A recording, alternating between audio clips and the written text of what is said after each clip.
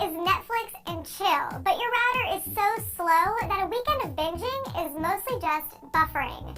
There are a few ways to solve this, and it all has to do with how you set up your router. The most important factor is placement. If your router is tucked away behind a closet or in some media cabinet, those enclosures are blocking your router's signal. So place your router somewhere out in the open, at least a few feet off the ground. Any device that can see your router will have the best connection.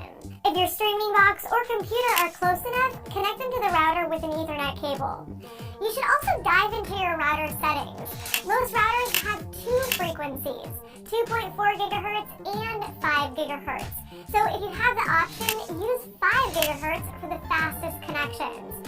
If you're stuck with 2.4 gigahertz, then it's really all about the channel that you choose.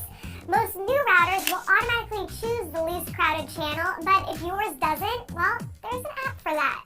Wi-Fi Analyzer for Android will automatically scan your network to find the best channel. And finally, maybe, just maybe, it's your internet service provider. Many providers offer tiered data speeds, so there's a chance you might need to upgrade to see the speeds you want. And now you're doing it right.